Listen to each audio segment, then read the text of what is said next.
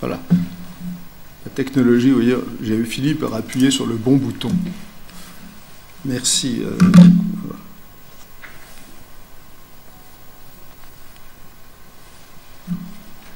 Je me demandais quelle décoration on était en train de me mettre.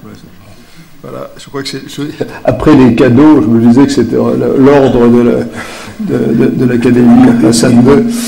Bon, merci Mohamed de ta présentation, comme toujours très, très amicale. Il faut dire que nous sommes amis depuis bien des années et nous nous succédons d'ailleurs dans la promotion de l'X. Je suis l'ancien d'une année et nous avons eu de très nombreuses occasions de travailler ensemble et toujours avec énormément de plaisir. Alors, non, ça résonne un peu. Oui, justement. Oui, je pense qu'on a... Là, c'est mieux, hein? Oui. Ah oui, même pour moi, d'ailleurs. Bon. Donc, quand nous avons parlé avec Mohamed de cette... de faire une conférence dans votre auguste académie, je pensais qu'il fallait aborder peut-être la question d'une manière un petit peu plus structurée que ce qu'on peut faire devant des littéraires purs ou des gens qui n'ont pas de formation scientifique. Et c'est pourquoi j'ai proposé de mettre l'accent sur la notion de stabilité ou d'instabilité structurelle qui est bien connue des mathématiciens, physiciens, etc. Alors, ce dont je vais vous parler, c'est l'instabilité structurelle du système international contemporain. Comme l'a dit Mohamed, c'est un sujet, on pourrait parler pendant plusieurs heures, et je pourrais d'ailleurs faire ce que faisait M. Brejnev dans les toutes dernières années de sa vie, où il était, comme on dit en termes familiers, un peu gâteux. Et un jour, il fait un discours qu'il lit pendant 6 heures. Et au bout de ces 6 heures, il est très fatigué, mais ceux qui l'écoutent le sont encore plus, parce qu'écouter pendant 6 heures quelqu'un qui annonce, c'est insupportable. Et au bout des 6 heures, il se tourne vers son secrétaire et lui dit « Mais tu m'avais dit que c'était un discours de 3 heures. » Et l'autre lui répond « Oui, camarade secrétaire général, mais vous n'avez pas vu que je vous ai donné 2 exemplaires du discours. » Voilà. Alors, moralité, premièrement, il faut savoir être relativement bref. Et deuxièmement, ça peut dans certains cas être utile de ne pas avoir de documents à lire. Alors, je vais essayer effectivement de ne pas être trop long, d'autant plus que peut-être que ce qui sera le plus intéressant, c'est de parler, c'est d'échanger avec vous sur des aspects particuliers de la question. Alors, quand on parle d'instabilité ou stabilité structurelle d'un système, la première question c'est dans quel sens peut-on parler d'un système international ? Il est évident qu'on ne peut parler d'une notion comme le système international que d'une manière un peu floue, c'est-à-dire c'est l'équivalent à la notion de système de ce qu'est la logique floue par rapport à la logique traditionnelle. Mais je pense quand même que cette notion de système international est assez commode. On peut la décrire en ce qui concerne le système international actuel, celui dans lequel nous sommes aujourd'hui, par 4 caractéristiques de base qui sont l'aspect global, donc la globalité, globalisation, mondialisation, tout ça, ce sont des termes qui sont souvent utilisés l'un pour l'autre. Deuxième terme, je vais revenir sur chacun d'entre eux, naturellement, multipolarité. Mais qu'est-ce qu'on entend? C'est un terme aussi qui est très souvent utilisé, mais qu'entend-on exactement par là? Le troisième, c'est hétérogénéité, notion, je crois, très souvent obise et absolument fondamentale aujourd'hui pour comprendre quoi que ce soit à la réalité internationale. Et enfin, complexité, complexe. Alors, je vais reprendre rapidement chacun de ces mots. Alors, globalité, globalisation, pour moi, ça a un sens extrêmement précis. Les unités basiques du système international sont ce que j'appelle des unités actives. Alors une unité active, j'appelle unité active un ensemble d'individus au sens ordinaire du terme qui est structuré par une culture commune qui les unit, qui en font un ensemble organique, et par une organisation, l'organisation ayant pour finalité de prendre des décisions qui concernent l'ensemble en question vis-à-vis de l'extérieur ou vis-à-vis de l'intérieur.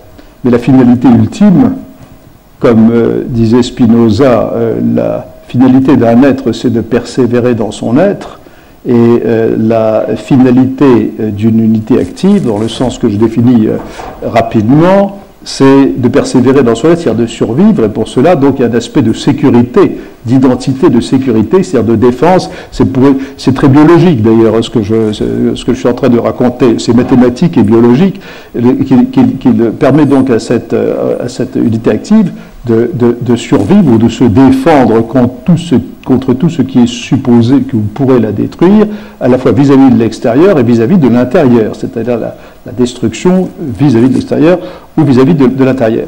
Alors, tout ça, par exemple, dans mes livres, j'ai développé ça très longuement, mais ce qu'il faut bien voir, ce que je viens de dire suffit probablement pour avoir l'intuition de la chose, mais ce qu'il faut bien voir, c'est que les unités actives sont absolument de toutes sortes. Par exemple, une unité active, ça peut être un État, et vous remarquerez tout de suite que ce genre de définition peut conduire à faire la distinction entre des États forts et faibles. Par exemple, un ensemble, un empire pluriethnique, comme l'était l'Empire russe ou l'Union soviétique, qui avait habillé d'idéologie une réalité impériale, avait une organisation forte, mais une culture faible. Vous pouvez avoir une organisation forte et une culture faible. Si vous prenez l'Allemagne au XIXe siècle, avant l'unification par la Prusse, c'était l'inverse, c'était une culture forte et une organisation faible. Donc on peut discuter aussi la notion de fragilité d'une unité active par référence au rapport qu'il peut y avoir entre la force ou la faiblesse de l'organisation et celle de la culture. Mais je viens de vous citer les États, mais une entreprise est une unité active. Une association à but non lucratif est une unité active, en tout cas peut l'être. Alors on peut toujours discuter aussi ces notions de force, de faiblesse, etc. Mais aussi une organisation criminelle. Al-Qaïda ou Daesh aujourd'hui sont des unités actives. C'est-à-dire que la notion d'unité active n'a rien à voir avec l'aspect légal de la chose, et a fortiori avec son aspect moral.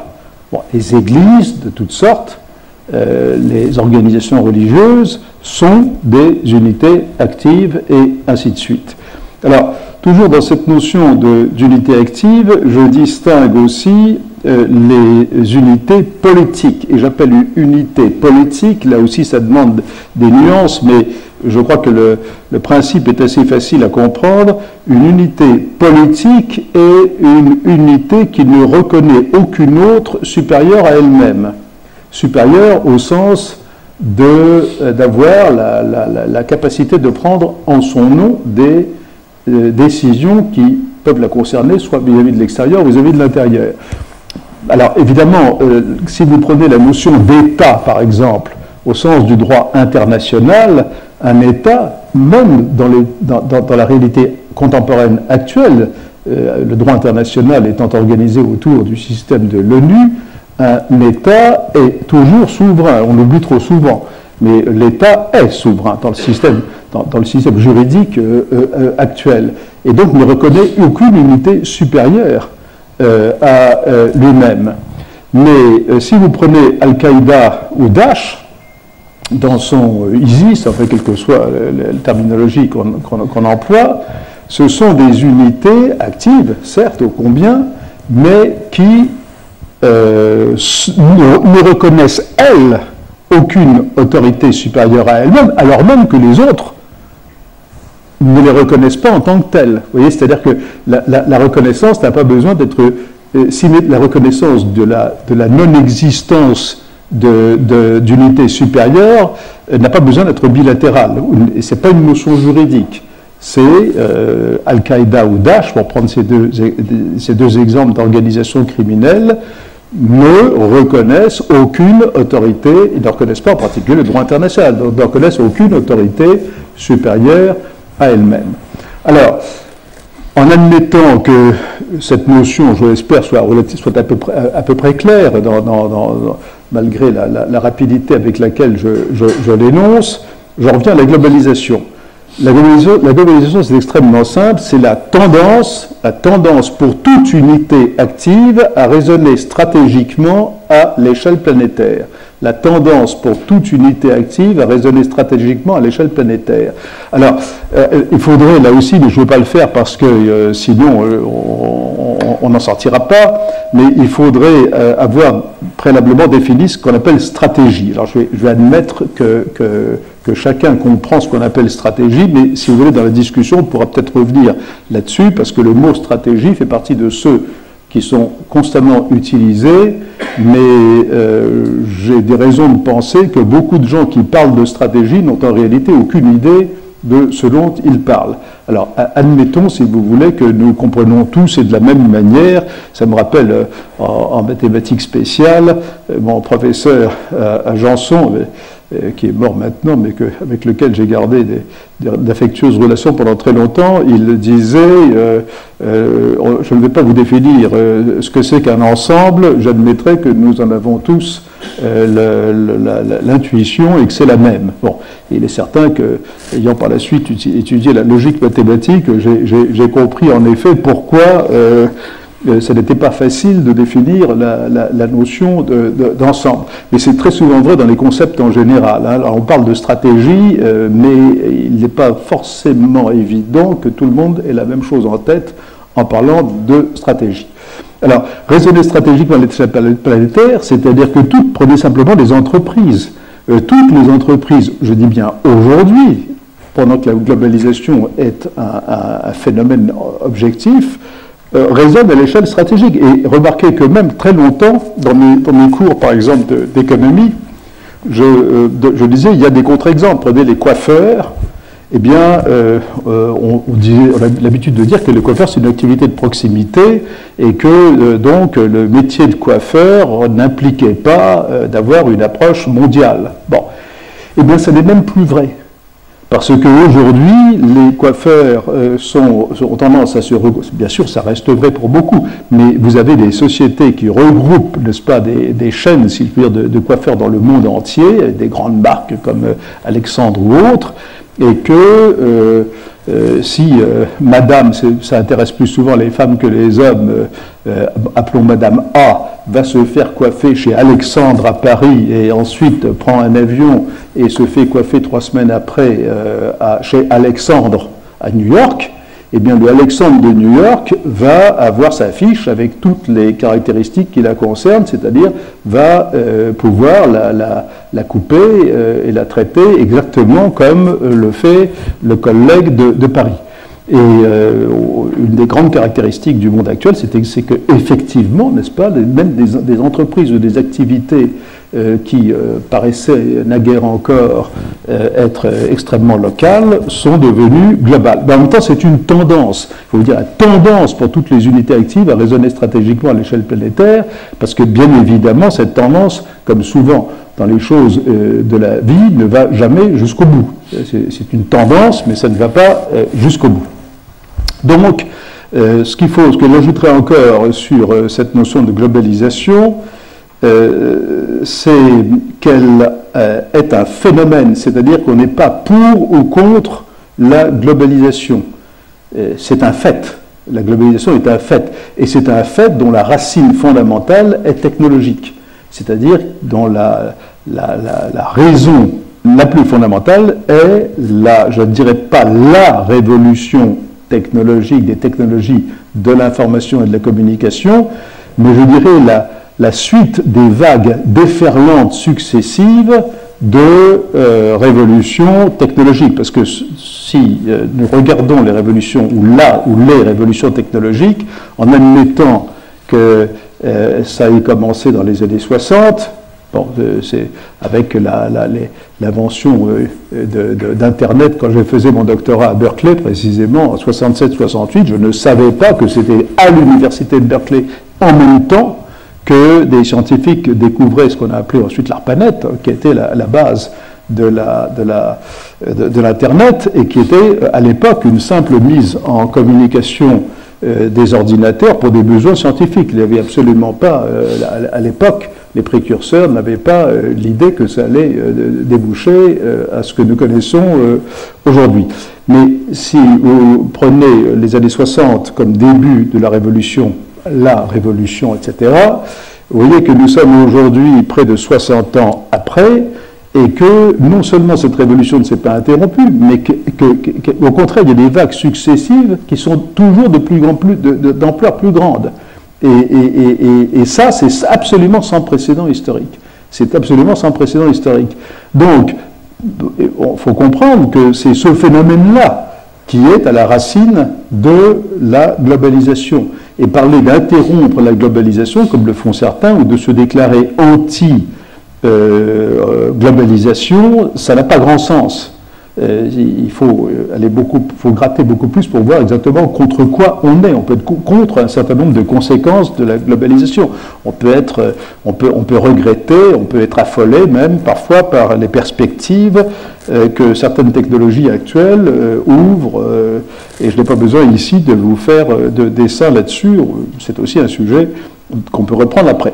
Bon, je crois d'avoir suffisamment dit sur cette notion donc de globalisation. C'est la globalisation, globalité. Bon.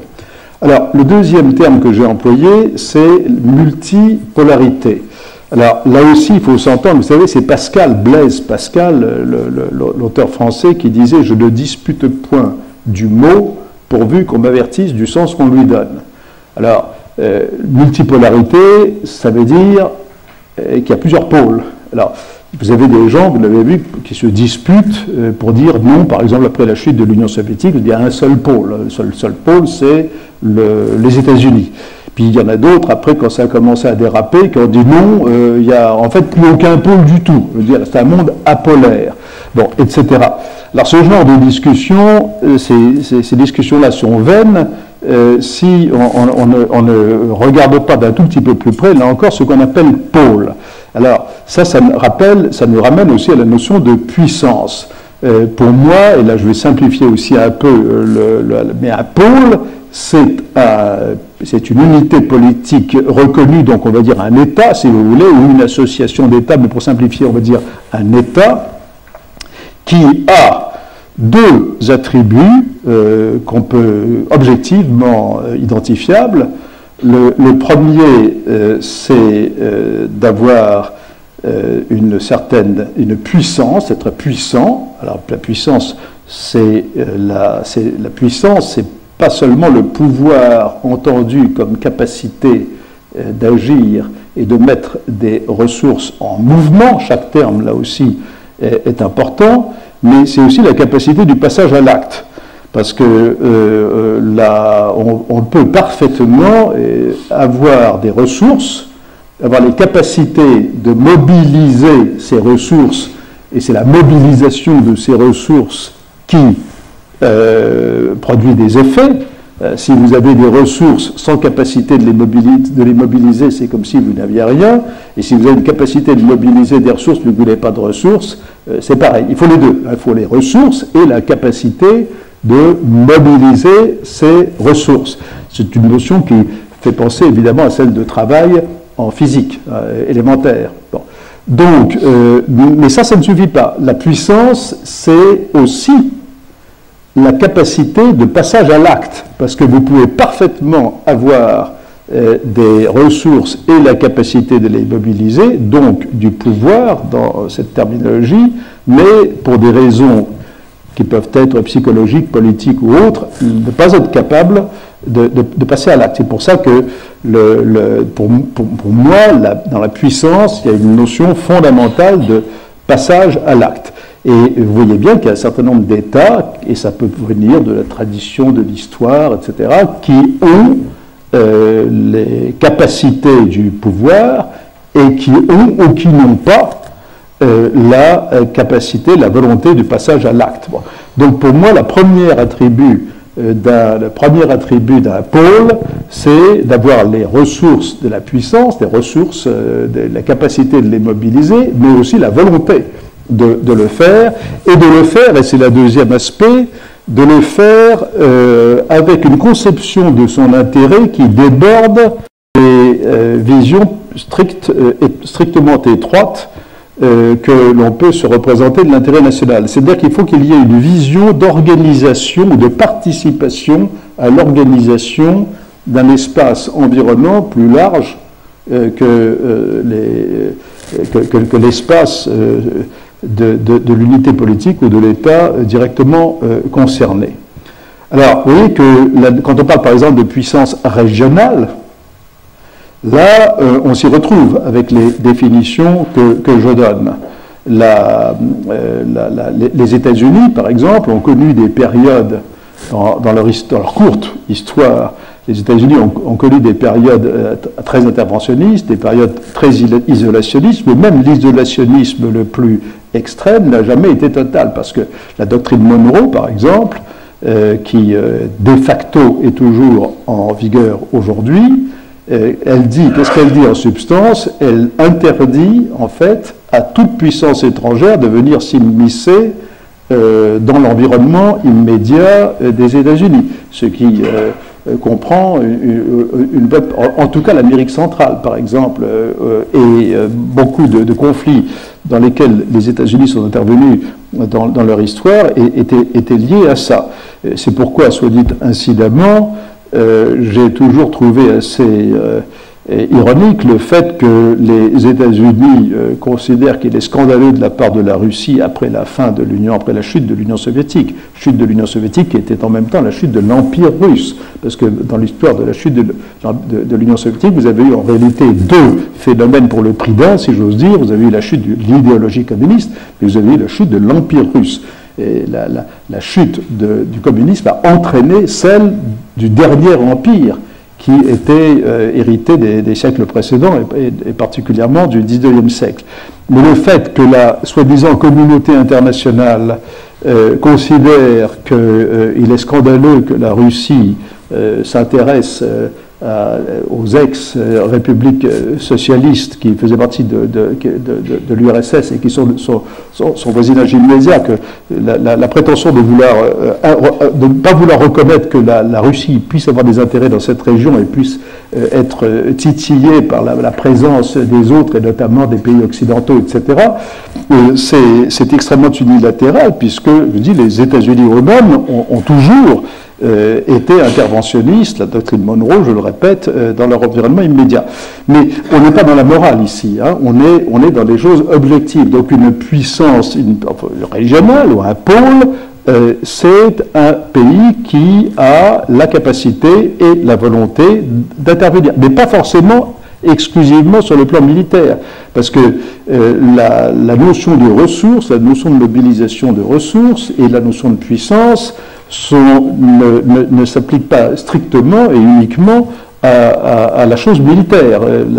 La capacité de mobiliser des ressources à des fins économiques, mais à des fins économiques qui peuvent aussi avoir une finalité politique, et c'est pour ça qu'on parle de plus en plus aujourd'hui de géoéconomie, géoéconomie étant l'utilisation de l'économie à des fins stratégiques, comme un outil de la puissance, justement, eh bien, tout cela fait aussi partie de cette notion de pôle, de cette notion de puissance dont je vous parle. Alors, si vous me demandez maintenant quels sont les pôles du système international actuel, alors là, on est un peu dans une logique, je faisais allusion, d'ensemble flou. Vous savez que dans la notion d'ensemble flou, qui est à la fois floue et pas floue, mais enfin, on remplace la relation binaire, telle chose appartient ou n'appartient pas à tel ensemble, par des notions de degré d'appartenance. Bon, on voit bien qu'aujourd'hui, les États-Unis sont évidemment un pôle du système international, et même le principal pôle par rapport aux définitions, aux critères que je propose. On voit bien évidemment que la Chine répond également à ce critère.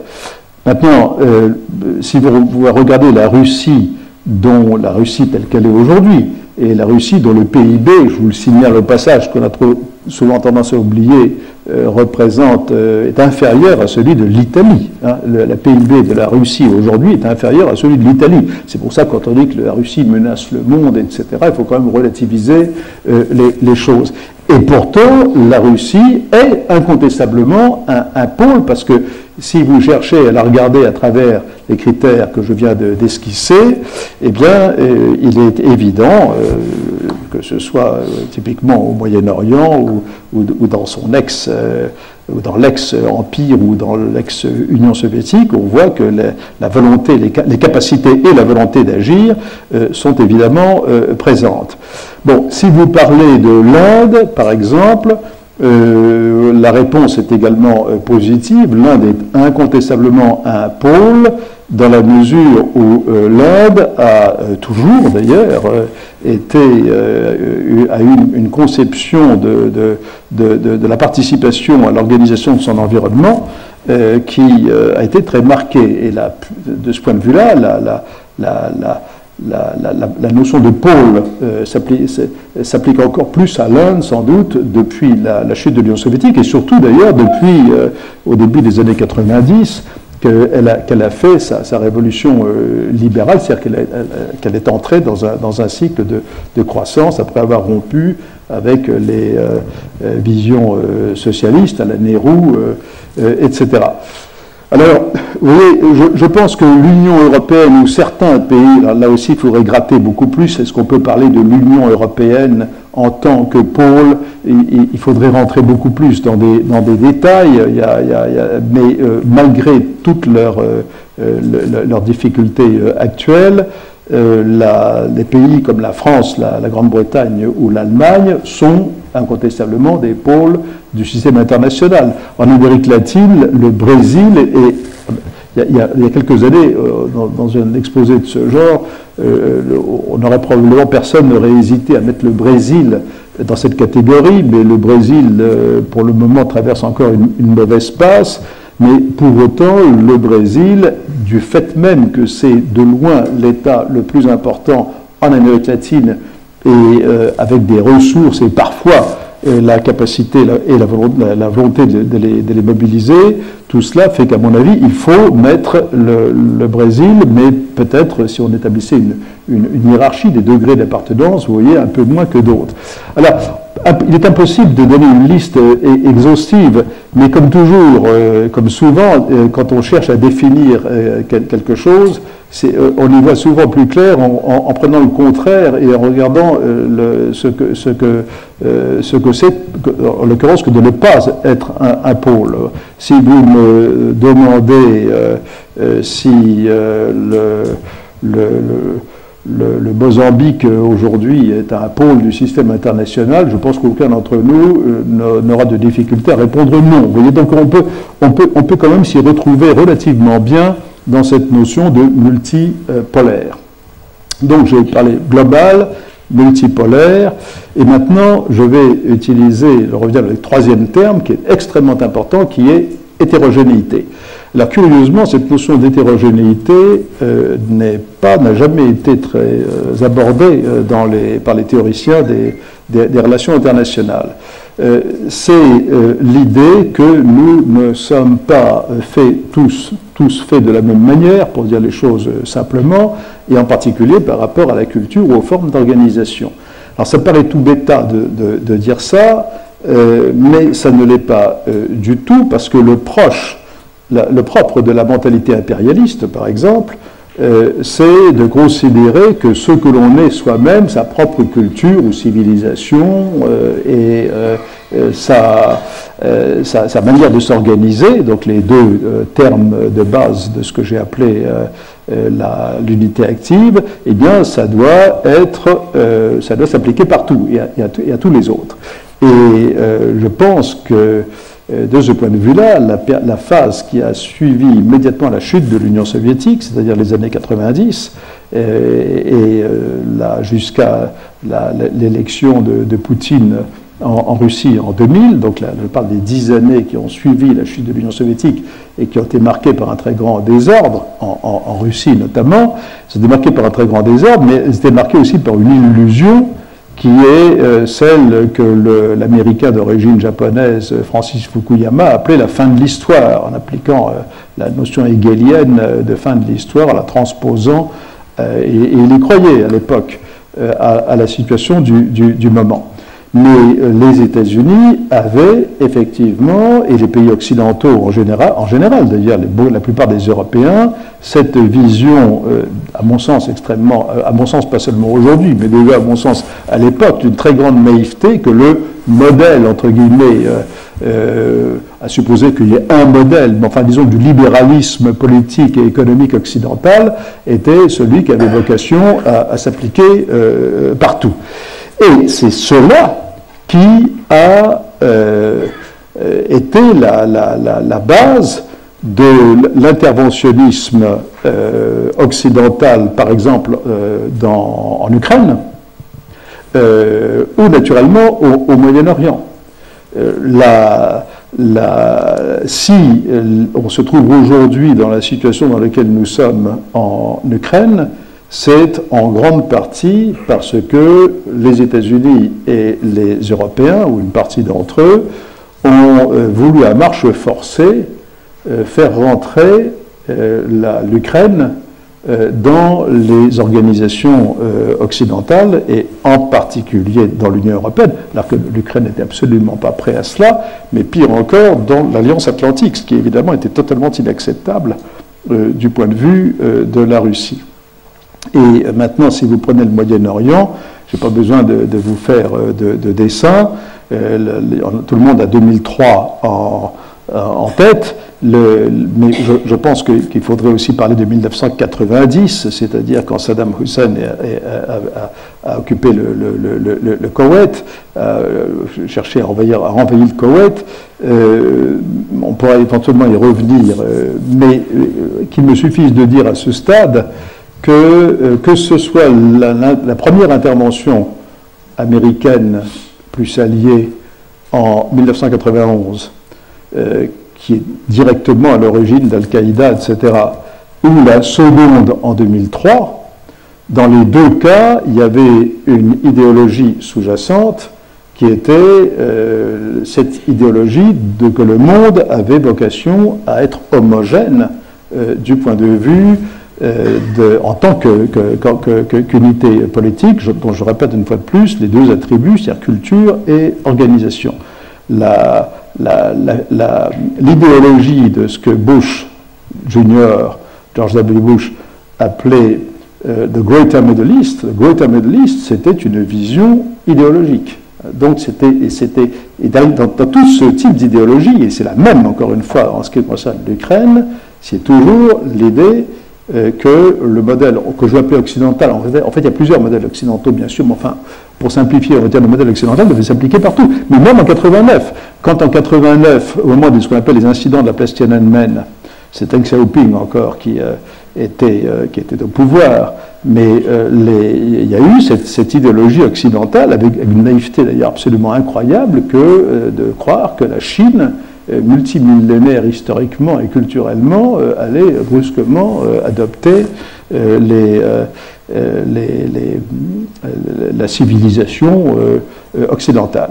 Alors, quand je parle d'hétérogénéité, je veux dire par là la reconnaissance du fait que nous sommes très divers, que nous avons tous une histoire. Remarquez d'ailleurs qu'à mon avis, le fait qu'il y ait une prise de conscience croissante de ce phénomène de l'hétérogénéité joue par exemple en faveur typiquement d'un pays comme le Maroc. Parce qu'aujourd'hui, je ne vois plus personne parmi les gens raisonnables. Je vois beaucoup de gens déraisonnables, ça existe encore beaucoup.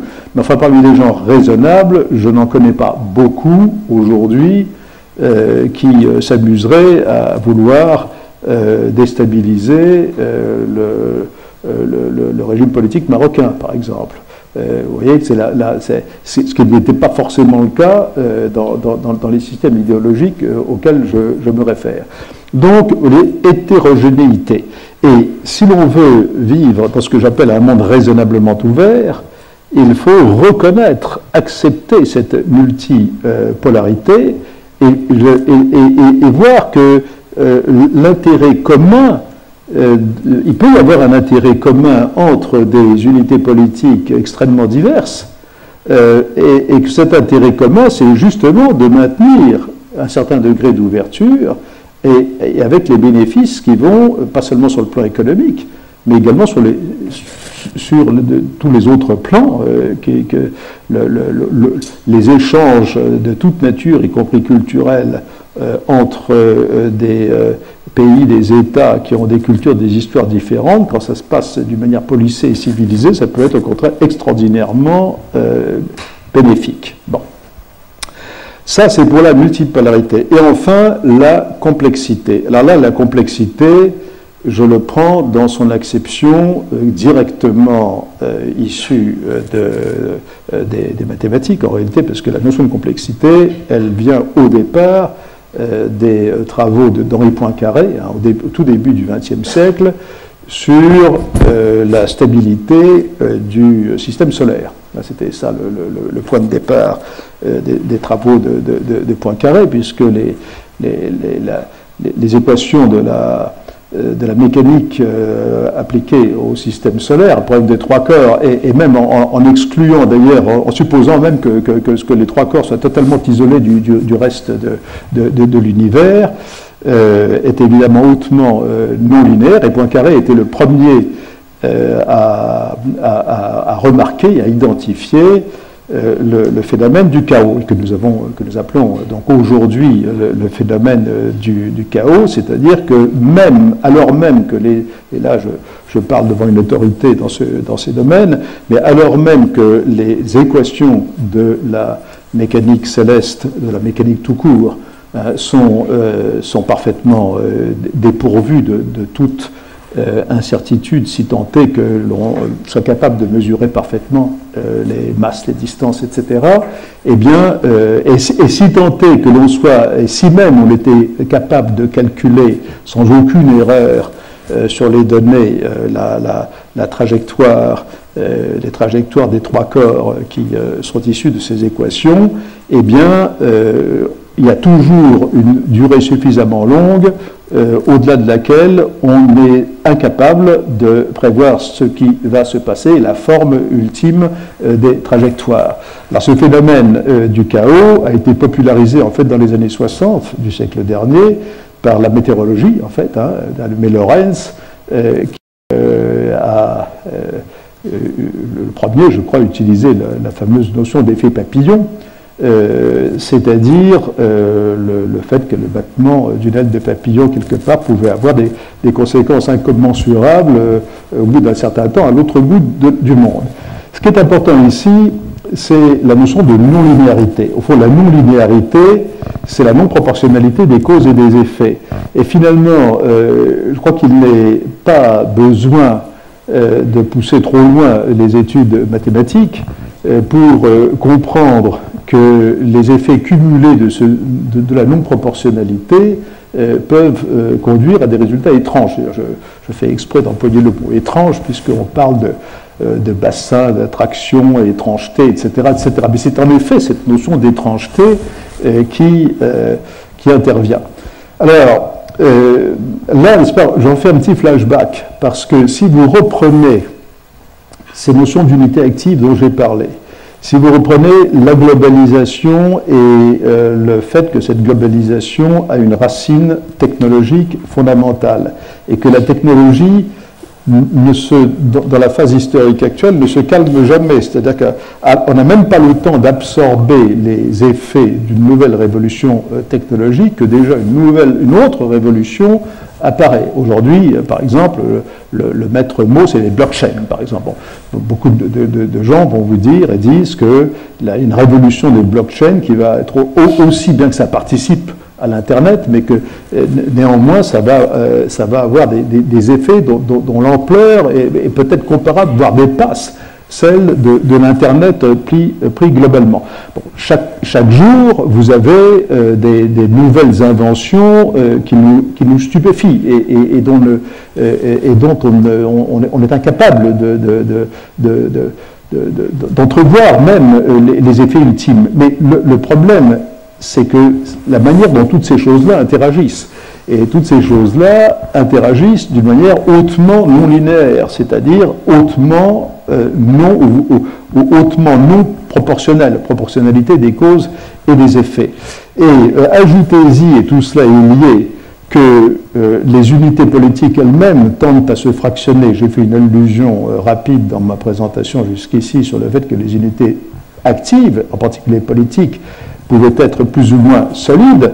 Par exemple, une organisation forte, mais avec une culture faible, une culture forte avec une organisation faible. Dans le cas de l'Union européenne, vous avez organisation faible et culture faible, ce qui est évidemment le cas le plus défavorable. Mais toutes ces unités ont tendance aussi à se dissocier. Vous voyez, par exemple, pour prendre la seule Europe, vous voyez aujourd'hui, après le Brexit, vous avez l'Écosse qui veut relancer son référendum, qui envisage de relancer un référendum sur l'indépendance, et la question du sort de la Catalogne n'est absolument pas réglée. Et si il y a effectivement relance de la possibilité de la dissociation de l'Écosse du reste de la Grande-Bretagne, il y aura un effet évident sur la Catalogne, alors même que les deux situations n'ont a priori pas grand-chose à voir, qu'elles sont très différentes. Et donc, cette notion le système international actuel devient effectivement complexe dans son sens le plus fondamental, parce que même si je parle de pôles, etc., et on a vu que la liste des pôles, de toute façon, ne pouvait pas être définie avec une très grande précision, mais si on voit par ailleurs que toutes les unités en interaction, et qu'elles soient des pôles ou qu'elles n'en soient pas, ont tendance à se fissurer, à se fractionner, qu'elles ont tendance à développer entre elles des liens mal identifiés, que ces liens sont de nature non linéaire, eh bien, on n'a pas besoin de pousser beaucoup plus loin l'analyse pour comprendre que nous évoluons vers un système qui est très hautement, dont le potentiel chaotique est extraordinairement élevé. Et si vous regardez simplement les 10 dernières années, nous avons eu au moins 2 exemples d'écoles, enfin, qui sont vraiment des exemples de base qu'on pourrait donner dans un cours.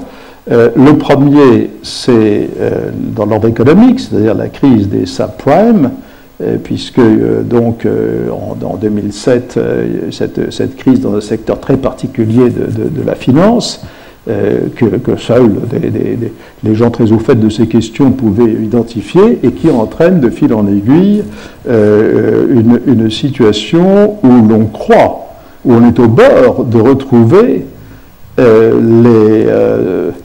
les pires de ce que l'on a connu dans l'entre-deux-guerres. Hein, c'est-à-dire, et remarquez, on a parlé d'économie, donc moi je suis au départ un économiste mathématicien, et je suis même d'ailleurs fondamentalement mathématicien dans l'âme, encore maintenant, et j'ai toujours eu cette passion, mais l'économie a eu un moment de scientisme. À l'époque, je faisais ma thèse à Berkeley, les grands économistes de l'époque, j'ai eu la chance d'en rencontrer plusieurs, comme Samuelson par exemple, ils étaient persuadés que la science économique, l'économie allait évoluer comme la mécanique, justement, comme la mécanique qu'on appelait rationnelle à l'époque, et qu'on appelle plutôt mécanique classique maintenant. Bon.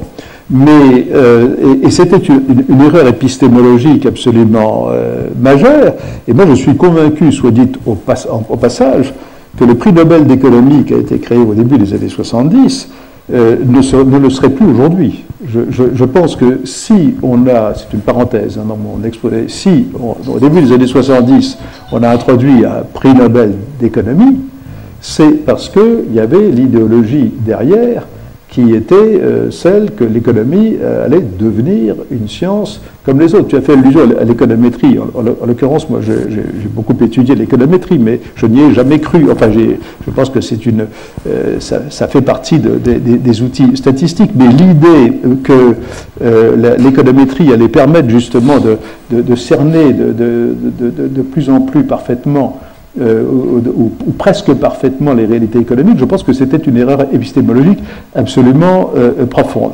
Mais quoi qu'il en soit, dans les années, à la fin des années 2000, le fait qu'on se retrouve avec des gens faisant la queue devant les banques pour retirer leurs avoirs, c'était quelque chose que la quasi-totalité des économistes pensaient définitivement devenu impossible grâce justement au savoir que l'on avait accumulé. Et ça, c'est de la haute non-linéarité. C'est de la haute non-linéarité. Le deuxième exemple dans l'ordre politique, c'est évidemment le soi-disant printemps arabe. Car là, on est dans un exemple quasi caricatural. Vous avez un malheureux qui s'immole par le feu au centre de la Tunisie, et l'un des régimes les plus autoritaires ou peut-être même le régime le plus autoritaire de la région qui s'écroule, qui se propage, le Moubarak tombe en Égypte, la Libye se met en mouvement, intervention plus ou moins douteuse de l'extérieur, Kadhafi empalé, parce qu'il est mort comme ça, empalé quand même, et puis finalement la Syrie est une situation dans laquelle on se trouve 6 ans après, avec les caractéristiques que vous connaissez. Voilà. Là, on est vraiment dans un exemple caricatural d'école de cette notion de non-linéarité. Alors, je voudrais terminer, parce que en revenant un instant sur cette notion de stabilité structurelle, instabilité structurelle, etc.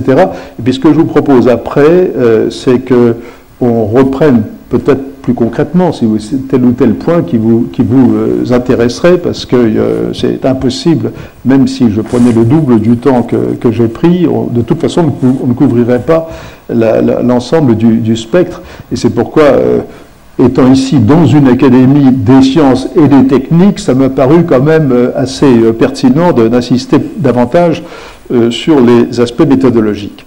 Et c'est donc encore sur les questions méthodologiques que je voudrais, avec des aspects méthodologiques que je voudrais conclure. Qu'est-ce que c'est que la stabilité structurelle? Je vais prendre le risque de le dire en quelques mots simples, devant des personnes, j'en suis sûr qu'il y en a dans cette salle, qui connaissent parfaitement le sujet et beaucoup mieux que moi. Alors, si vous prenez un système d'équations dynamiques, non linéaire, si c'est linéaire, le sujet est épuisé, on le connaît parfaitement. Même en mathématiques spéciales, aujourd'hui, les systèmes d'équations différentielles linéaires, ça fait partie des programmes. Alors, si vous prenez un système non linéaire, mais qui comprend des paramètres, eh bien, pour des valeurs données des paramètres, il y a des familles de trajectoires. Des familles qu'on peut représenter géométriquement comme des trajectoires, mettons. Alors, la stabilité structurelle, ça veut dire essentiellement que si vous modifiez un peu les paramètres, eh bien, vous modifiez un peu la géométrie de la famille des trajectoires, ou plus précisément la topologie de la famille des trajectoires. C'est-à-dire que vous bougez un peu les paramètres et les trajectoires après ressemblent un peu, sont un petit peu déformées par rapport à ce qu'elles étaient avant. Si mais il se trouve qu'il y a certaines valeurs des paramètres pour lesquelles ce que je viens de dire est faux. C'est-à-dire que la moindre modification des paramètres ou de certains d'entre eux va transformer radicalement la géométrie ou la topologie des trajectoires. Et c'est ce que l'on appelle généralement les catastrophes. Le mot catastrophe, d'ailleurs, n'ayant pas forcément de connotation d'être bon ou mauvais. Le vocabulaire est le même, mais le sens est différent. Voilà. Et dans les sciences économiques ou dans le domaine ou politique, on utilise depuis un certain nombre d'années, on parle souvent de la notion de choc. Quand on parle d'un choc, un choc exogène, par exemple, on peut réinterpréter les événements de subprime en termes de choc, ou on peut réinterpréter évidemment le printemps arabe en termes de choc, mais si vous prenez le Brexit, par exemple, voilà aussi un exemple très intéressant. Le Brexit, bon, le fait que le Brexit l'ait emporté à epsilon près, ça aurait pu aller dans l'autre sens. Si vous me demandez, je suis sûr que vous pourriez me le demander aussi, qui va être élu à la présidence de la République française dans quelques semaines, eh bien, si c'est M. Macron ou même M. Fillon, ça n'aura pas du tout le même effet que si c'est Mme Le Pen. On est bien d'accord. Bon. Et si, par exemple, d'aventure, Mme Le Pen était élue, ce qui n'est pas exclu, je vous le dis tout de suite, je ne dis pas que c'est probable, je dis simplement que ce n'est pas exclu, bien à ce moment-là, ce serait un vrai choc. Pourquoi? Parce que dans le monde entier, on anticiperait la possibilité de la décomposition de l'Union européenne. Or, la décomposition de l'Union européenne et la décomposition de la zone euro, c'est un événement qui aurait des effets en cascade hautement non linéaires dans le monde entier. Voilà. Donc voilà typiquement un exemple où vous modifiez un tout petit peu un paramètre et vous avez les phénomènes dont je viens de parler. Et donc, ma conclusion, c'est qu'il faut reconnaître d'abord cette structure hautement structurellement instable de système international actuel. Et en termes positifs, je dirais qu'il n'y a pas de problème plus important pour l'ensemble, pour le monde pris dans son ensemble, ou pour le système international pris dans son ensemble, que la question d'essayer de réguler ce système. Et ça, c'est le problème qu'on appelle la gouvernance, qui est une gouvernance mondiale ou gouvernance locale, parce que vous pouvez décliner aussi ce genre de notion à différentes échelles. Alors, je vais m'arrêter là à la fois pour les raisons que j'ai exposées précédemment, et ensuite peut-être parce qu'en regardant vos visages, que je regarde en même temps en parlant, je sens qu'il y aurait peut-être une lassitude si je continuais à parler dans ce registre-là. Et donc, tu vois, mon cher Mohamed, j'ai parlé à peu près 46-47 minutes.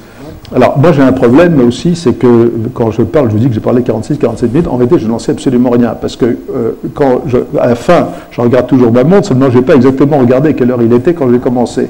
Alors, vous voyez bien comment ça peut aboutir aussi à un système hautement instable.